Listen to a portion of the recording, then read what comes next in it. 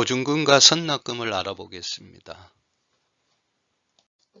보증금은 적금 타는 날로 이름을 붙였습니다. 보증금은 리스 이율이 그대로 적용이 됩니다. 예를 들어서 2천만 원 리스 이율 7% 5년간 계약했을 때 약 700만 원의 이자가 발생합니다. 이 이자는 리스료에서 차감하기 때문에 이자 소득세가 발생하지 않습니다. 따라서 리스가 종료되면 2,700만 원의 돈을 회수를 하는데요. 이 중에서 700만 원은 리스 기간 동안 리스료에서 차감되었기 때문에 원금인 보증금 2천만 원을 리스 종료 시점에 회수하게 됩니다. 선납금은 빚 청산하는 날로 이름을 붙였습니다. 리스료 중 일부를 리스 기간 동안에 모아서 그 금액을 선납금으로 하고 매월 리스료 납부할 때 차감을 하는 형태입니다. 따라서 남은 금액에 대해서 이자가 발생을 하는데요. 똑같이 2천만 원의 선납금을 납부했을 경우 7% 이율이라면 5년간 376만 1,438원의 이자가 발생합니다. 역시 리스료에서 차감하는 항목이기 때문에 이자 소득세가 발생하지 않습니다. 따라서 리스가 종료되면 선납금은 0원이 됩니다. 따라서 빚 청산하는 날로 이름을 붙여봤습니다.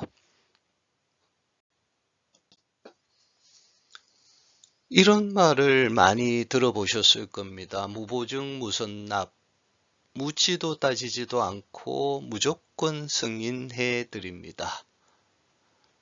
영업원들이 자주 쓰는 말씀인 것 같습니다.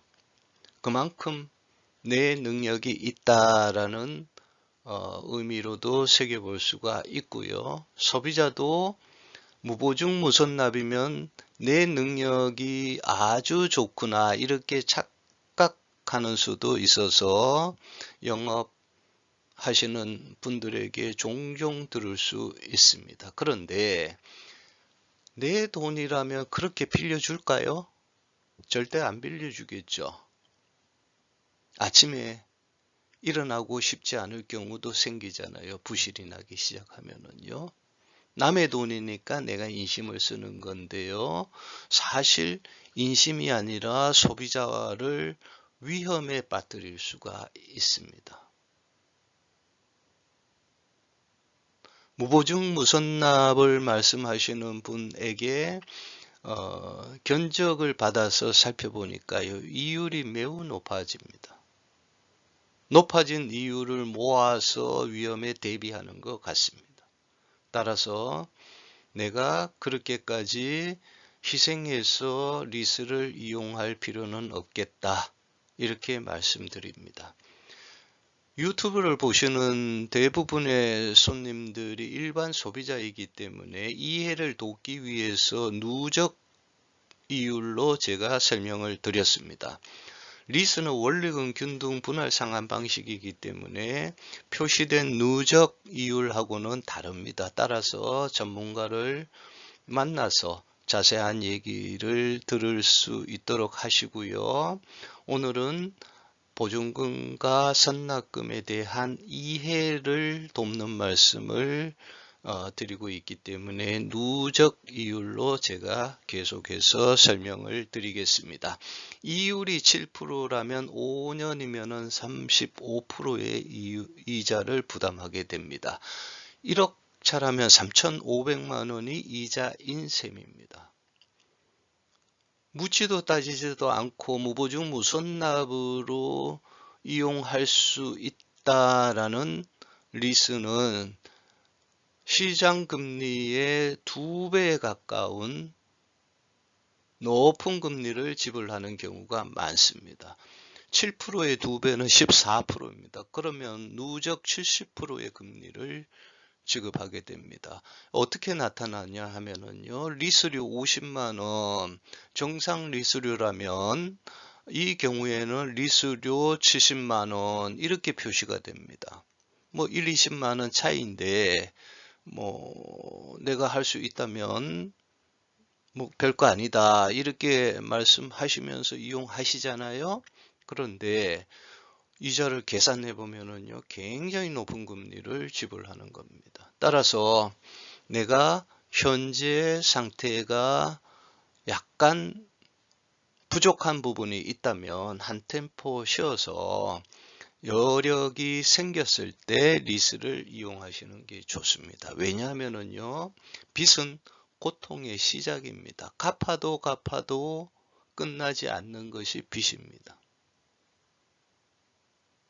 리스료 안 내면 차 가져다 팔면 되겠지라고 하시는 것은 잘못된 생각입니다. 리스료 안 내서 자녀 재산을 처분할 때는요, 제값을 못 받습니다. 그러면 빚 갚을 수도 없고요. 못 갚으면은요, 리스회사가 가만히 있지 않습니다. 남의 돈 무섭습니다. 지옥까지도 동행합니다. 차가 뭐라고 이렇게까지 내 인생에 영향을 끼칠 필요는 없지 않겠습니까? 따라서 리스는 여유 있을 때 절세, 현금 흐름 등등을 고려해서 이용하시는 게 좋습니다. 보증금과 선납금은 비율을 잘 조정하시면 매우 유리하게 리스를 이용하실 수 있습니다. 저는 이렇게 말씀드리고 있습니다. 최소 잔존 가치와 보증금을 맞추어서 만기 시점에 대비하시는 게 좋겠다. 리스 회사는 최대 납입금을 50%까지 허용하기 때문에 여기에서 최소 보증금을 차감한 남은 비율만큼 선납금을 여유 있는 대로 납부하시는 게 좋겠다. 이렇게 말씀드리고 있습니다. 예를 들어 볼게요. 잔존 가치 20%일 때 보증금 20%가 적정해 보입니다. 그런데 내 현금 여력이 아주 좋습니다. 그렇다면 선납금 30% 더해서 초기 부담금 50%로 운영하시면 리스 회사가 숨이 탁탁 막힐 겁니다. 판매에도 남는 것이 거의 없을 겁니다. 예를 들어 이렇게 볼게요. 잔존가치 20% 보증금 20% 일치하잖아요. 그죠? 그러면은 80%의 금액을 리스 기간 동안에 회수를 하잖아요. 원리금 균등 분할 상환 방식입니다. 나누기 2 하시면 40%입니다. 차값 1억이라고 가정을 했을 때 4천만 원 빌려주는 거와 같습니다. 잘못하면 인건비 안 나올 수도 있습니다. 반대로 뒤집어서 말씀하시면 리스 이용자가 아주 적절하게 리스를 잘 활용한다 이렇게 보실 수 있습니다. 현금보다 유리해지는 경우도 발생할 수 있습니다. 전문가와 꼭 상담하셔서 플랜을 잘 짜시기 바랍니다. 앞에서 제가 보증금 50%까지 가능하다라고 말씀드렸고 설명을 드리다 보니까 50%일 때 2천만 원이고요. 700만 원의 이자다라고 이렇게 말씀드렸고 선납금은 그보다 낮은 이자가 발생하더라라고 설명을 드리다 보니까 그러면은 보증금 50% 나는 돈 뭐 그렇게 구애받지 않으니까 50%로 하겠습니다. 이렇게 하시는 분이 계세요. 바람직할까요? 저는 권해드리지 않습니다. 왜냐하면 5년이라는 기간은요 매우 깁니다. 그 안에 여러 가지 일들이 발생 가능합니다. 그때 이 리스 약정을 종료하자면은요 누군가가 50%의 보증금을 낼 수 있는 분이 계신다면 그나마 비용을 줄일 수 있어요. 승계라는 제도를 활용하면 됩니다. 그렇지 않으면 계약을 해지를 해야 됩니다. 그때는 많은 비용이 지출되거든요. 소비자에게 결코 유리하지가 않습니다. 따라서 그런 일이 없어야 되겠지만 미래의 현금 흐름, 어떤 특정한 이벤트가 발생했을 때 나의 손익도 고려해 보시는 게 좋습니다. 따라서 보증금은 적절하게 가져가시는 게 좋습니다. 선납금은 미상환 금액을 구성하기 때문에요.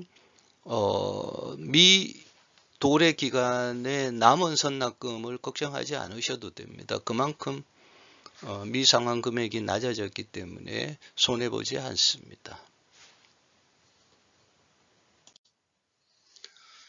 이와 같이 자동차 자산관리 아메리카에서 보증금과 선납금이 가지는 의미를 살펴봤습니다. 감사합니다.